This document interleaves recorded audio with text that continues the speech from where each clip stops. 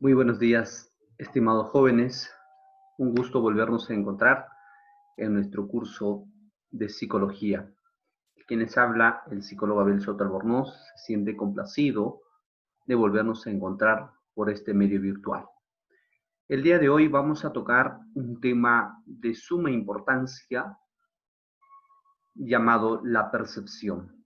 La percepción es un tema donde nosotros día tras día vamos practicando, vamos adquiriendo también nuevos conocimientos. Por eso, este tema es bastante importante, jóvenes. Y vamos a empezar ilustrando el siguiente diapositiva. Por aquí les quiero mostrar un pequeño gráfico donde nosotros, si nos ubicamos en la posición de este sujeto y la posición del otro sujeto. En esta posición, nosotros o yo te preguntaré, ¿cuántas maderas observas? Usted me vas a decir 4, definitivamente me vas a decir 4. ¿Por qué? ¿Por qué me vas a decir 4? A ver, vamos a ir contándolas, vamos a ir contándolas. 1, 2, 3, 4. Definitivamente son 4 maderas. Ah, ya. Pero si nos ubicamos en la otra posición, vamos a ver cuántas maderas hay. 1, 2, 3. ¿Ven?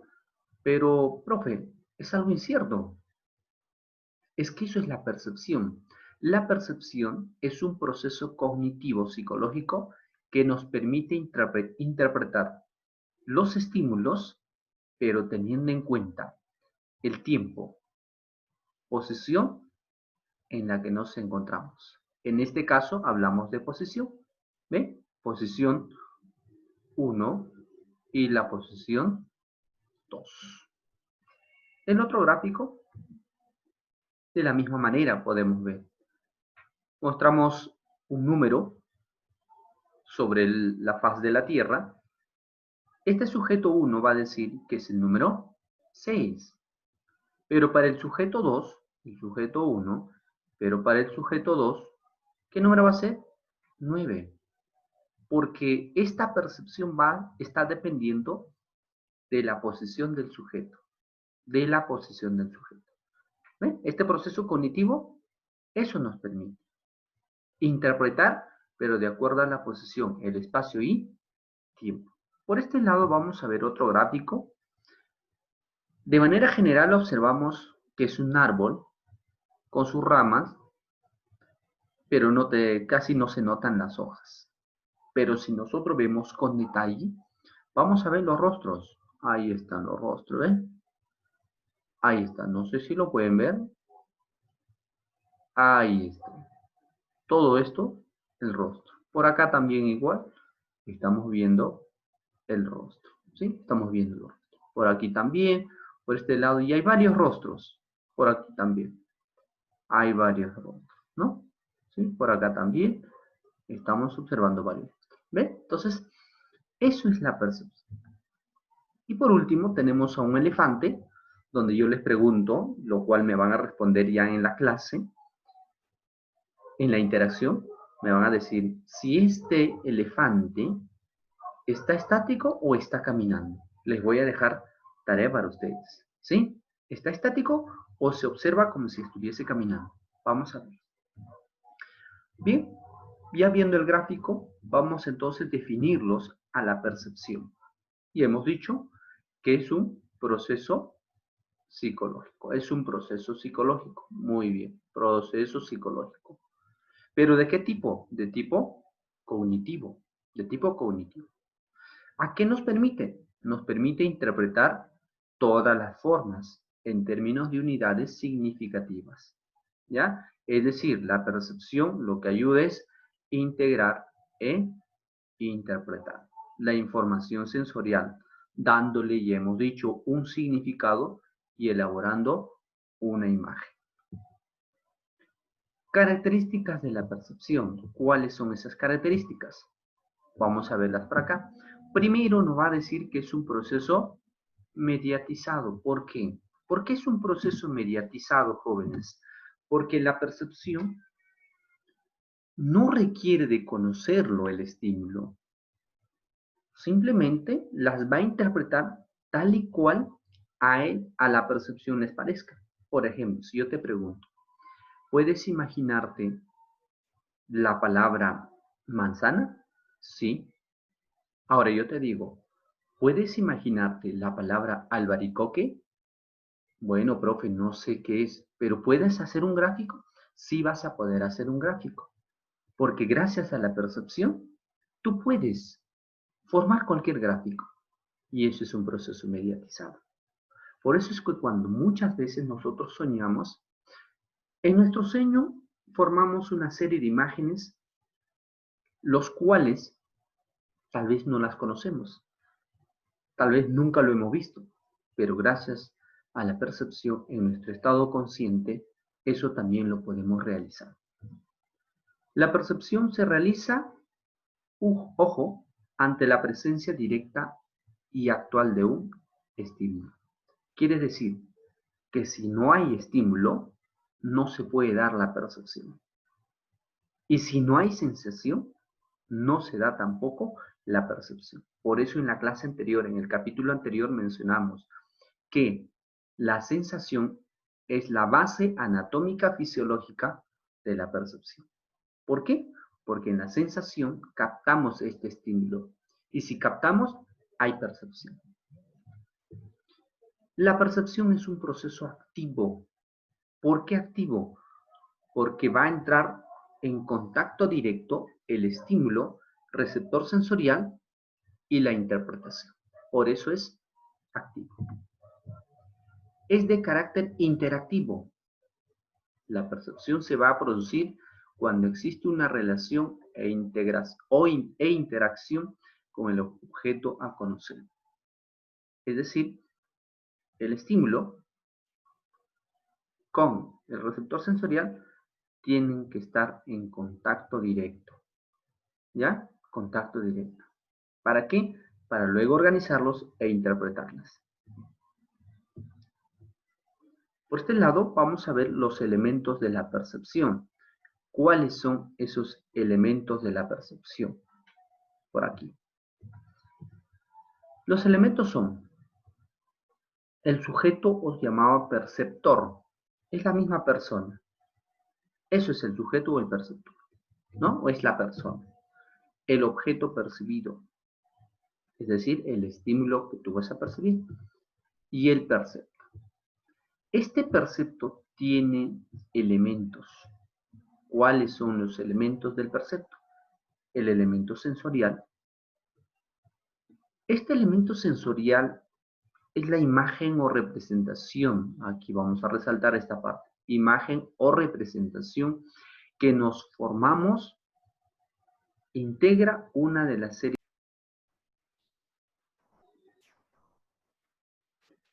A ver, vamos a continuar.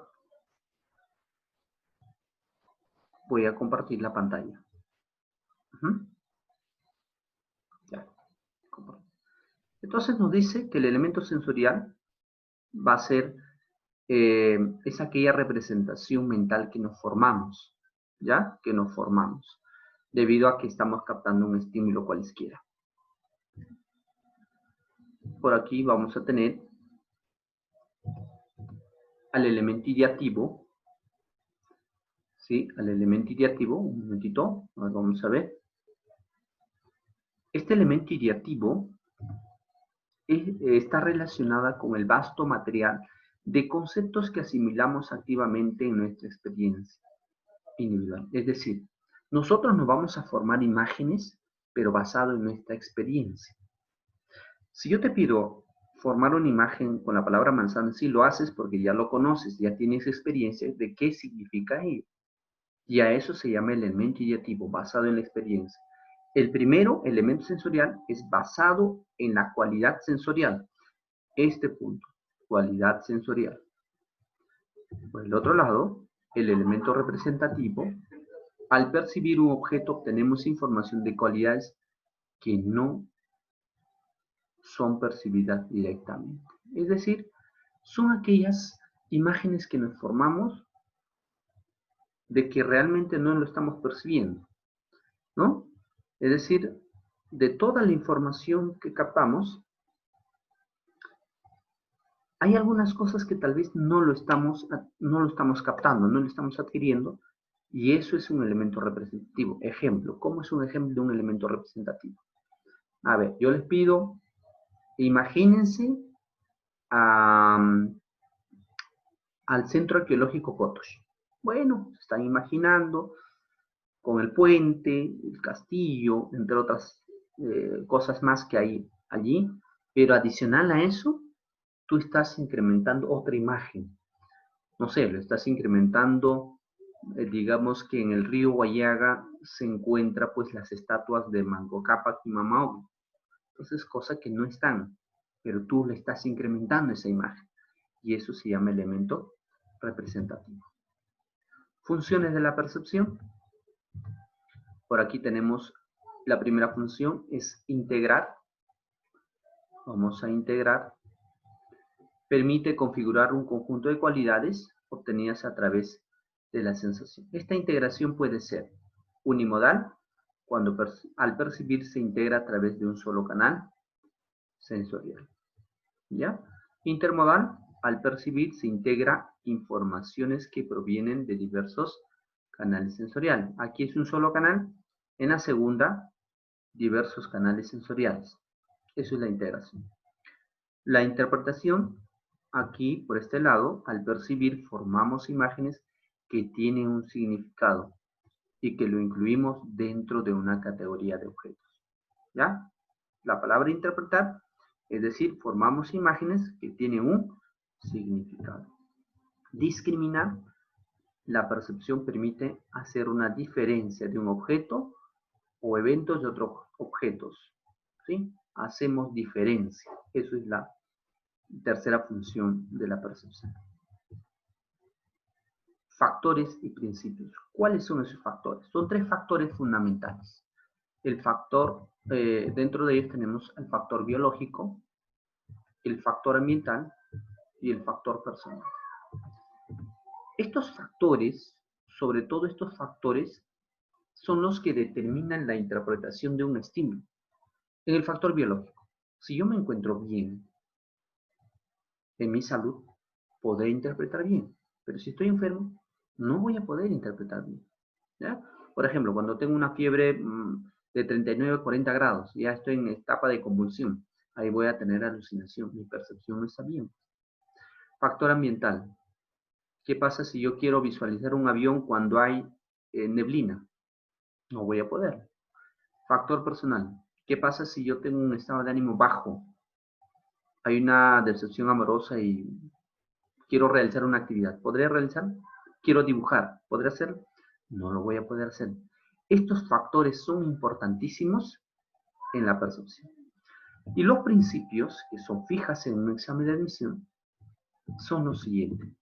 La ley del cierre o del completamiento, ley de la continuidad, ley de proximidad, ley de semejanza. Y vamos a ver ley del cierre. Ley del cierre es la tendencia a percibir las formas incompletas, como si fuesen completas. Ejemplo de ello tenemos en este gráfico. Miren, de inmediato si yo les muestro, ustedes qué me dirán. ¿Qué cosa es? ¿Qué será? ¿Qué será para ustedes este gráfico? Es un oso, pues. Es un oso. Pero miren, fíjense, ¿ven? Todo es blanquito y ahora cuando lo pongo un marco de color amarillo recién puedo dar, pues, fe que es un oso. ¿Sí?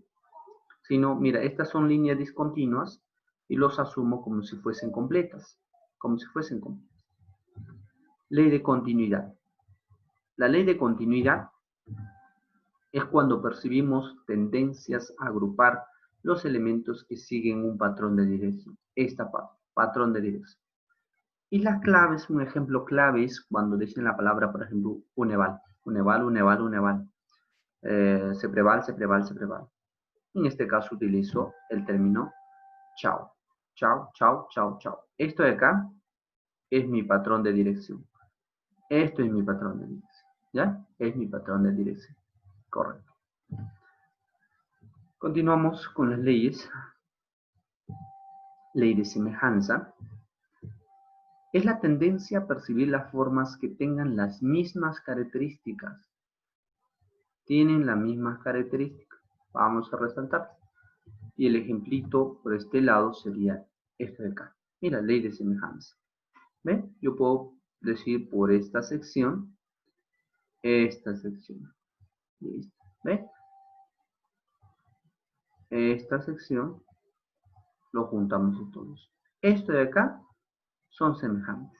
¿Ves? La ley de semejanza. O si no, también de manera vertical, como guste. Ley de proximidad. Es la tendencia a agrupar los objetos que se encuentran próximos entre sí. Y el ejemplito es esto de acá. Si yo les pregunto cuántas columnas vemos, ustedes me dirán automáticamente. Tengo 1, 2, 3, 4, 5. Automáticamente me dirán 5 columnas. Algunos me pueden decir 10, algunos me pueden decir 9. ¿Ven? Pero es la percepción que tiene cada uno de ellos. Pero por lo general, nosotros diremos que la ley de proximidad es la tendencia a agrupar las cosas que están próximos entre sí. Estos son próximos, son próximos, son próximos. ¿Ya? Ambos estos son próximos. Muy bien. ¿Qué es la figura y fondo? Figura y fondo. Este principio nos permite seleccionar la información donde la figura es el objeto que se percibe y el fondo es el contexto o espacio alrededor del objeto. ¿Ya? Alrededor del objeto. El ejemplo, aquí tenemos, por ejemplo, todo de acá de color negro es la copita y la parte blanquecina, toda esta partecita, bueno, pues toda esta partecita vendría a ser la parte que estoy sombreando de color amarillito.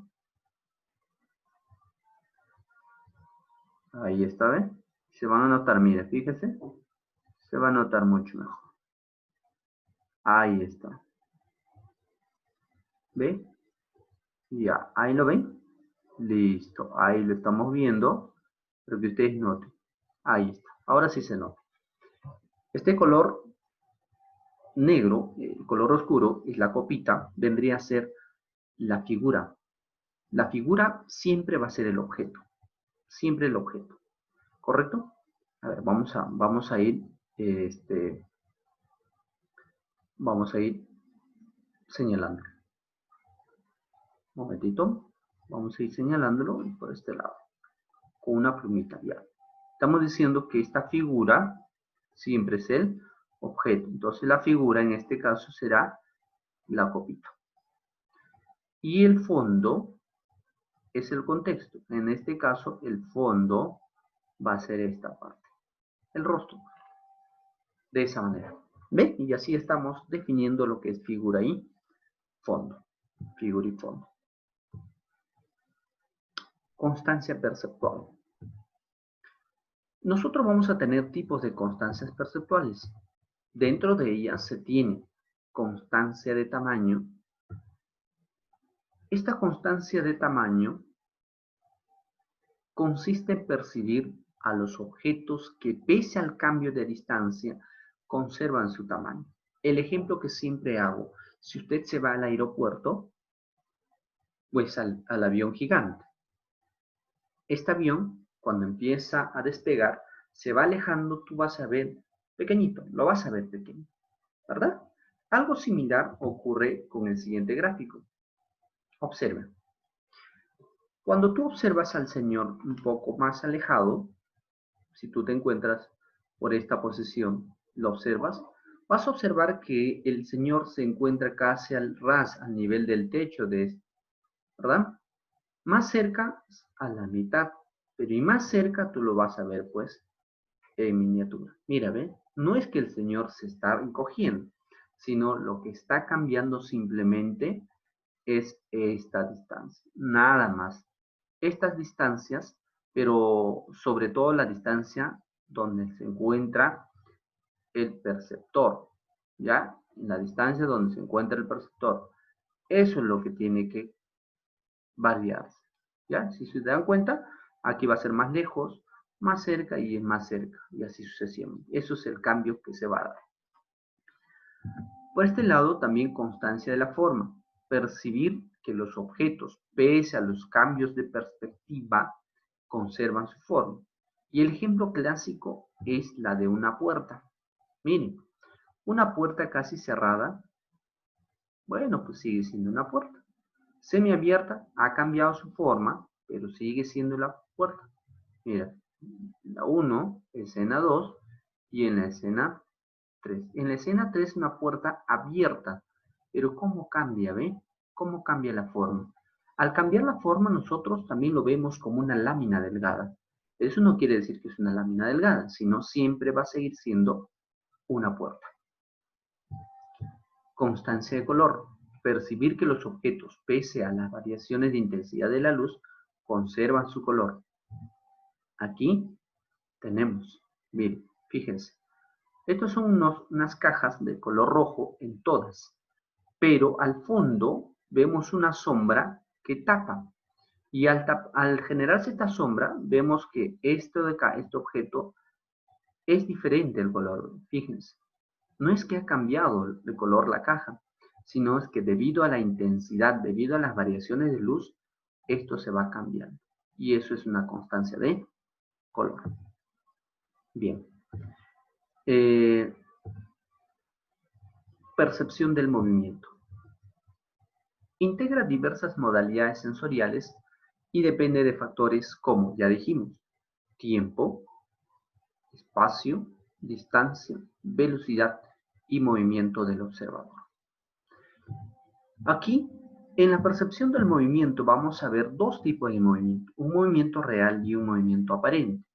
El movimiento real va a ser el desplazamiento de un punto, del objeto, desde un punto A hacia un punto B. Quiere decir, desde este punto A, el sujeto se va a desplazar hacia un punto B, hacia un punto B. Ese desplazamiento se llama movimiento real. Mientras que existe otro movimiento llamado aparente, donde la posibilidad de percibir movimiento donde realmente no existe. Aquí percibimos cosas que no existen, se presentan en la siguiente forma. Uno de los casos, por ejemplo, cuando nosotros caminamos en la oscuridad, es de que tenemos esa sensación de que estamos viendo algo, y ese algo es el fantasma. Entonces, eso debido a un movimiento aparente, un movimiento que realmente puede ser porque esta persona está bajo efectos del alcohol, esta persona también sufre algún trastorno mental, es como el caso de los esquizofrénicos. Observan que hay personas que les quieren hacer daño, tienen insectos sobre el cuerpo que también les está haciendo daño. Entonces son falsas percepciones y esto le hace a que tenga observaciones inexistentes. Este movimiento aparente vamos a clasificarlos o vamos a ponerlo los tipos de la siguiente manera. Un fenómeno phi. ¿Qué es un fenómeno phi? Se presenta debido a la intermitencia del encendido y apagado de la luz. ¿Ya? El encendido y apagado de la luz. De las bombillas de la luz, ¿no? El otro fenómeno es el fenómeno estroboscópico. Se debe al flujo veloz de imágenes estáticas y proyectadas secuencialmente. Ejemplo, usted observa las nubes y en muchas ocasiones dices, esta nube se parece a un oso polar, se parece a un corazoncito. Entonces, yo voy formando imágenes con todo lo que está alrededor mío, sobre todo con los astros, ¿no? En este caso, las estrellas, las nubes, los rayos, las cometas. Con eso, con ese flujo de imágenes, es que nosotros formamos alguna representación mental. La ilusión autocinética. Esto se va a producir o tiene su origen en un movimiento propio del globo ocular. ¿Ya? Cuando nosotros generamos movimiento del globo ocular de forma circular, ahí hay una sensación o allí se van a formar imágenes y a esto se llama efecto. ¿Qué tipo de efecto? Nistagmático. Se llama un efecto nistagmático cuando nosotros formamos imágenes debido al movimiento del globo ocular. Alteraciones de la percepción. En determinadas condiciones, la forma como se organiza e integra la información sensorial puede llevarnos a percibir de manera inadecuada la realidad. Y dentro de ello vamos a tener a las alucinaciones. Son falsas percepciones generadas por estados de alteración de la conciencia. ¿Debido a qué? Debido al consumo excesivo de las drogas, fármacos, o si no también presencia de algún trastorno de personalidad. Y la clásica es la esquizofrenia. O por problemas de índole orgánico cerebral, una lesión cerebral, ¿no? Y la ilusión, que es la percepción equivocada y distorsionada de la realidad. Miren, fíjense, arriba es algo inexistente. En la segunda, sí, existe nuestra realidad, pero lo estamos distorsionando. ¿Ya? Aquí no existe ese objeto, no existe la realidad. Aquí sí existe, pero la estamos distorsionando. Esta ilusión puede ser de dos tipos. ¿Ya? Puede ser de dos tipos. Ilusión objetiva, cuando nos referimos o decimos que es la percepción equivocada de la realidad o del objeto. ¿Debido a qué? Debido a la disposición de elementos o propiedades del objeto. Es decir, que hay elementos, hay propiedades que hacen que distorsione esta imagen.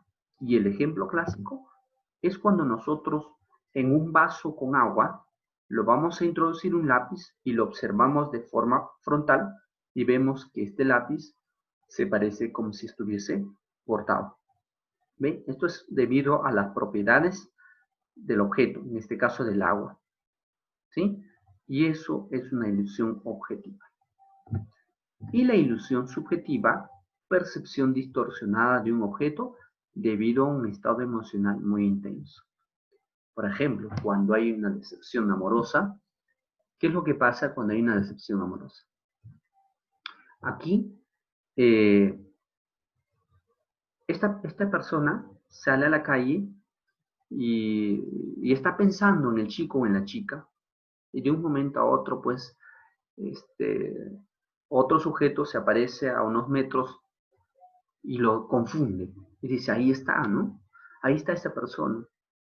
Pero cada vez que se va acercando, esto se va dando cuenta que no era la persona que realmente estaba pensando.